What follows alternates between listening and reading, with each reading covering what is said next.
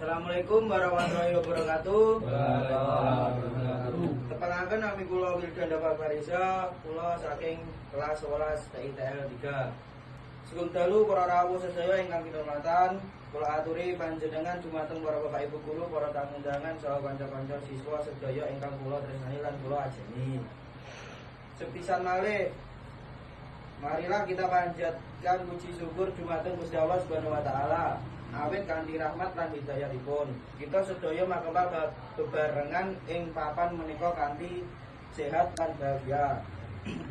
Kebersihan lingkungan sekolah punika wigati saged ingkang resik lan rapi badhe ndadosaken suasana sinau dados nyaman lan nyenengake.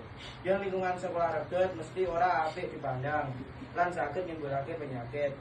Mulane kita minangka siswa kedah tanggung jawab jaga kebersihan lingkungan.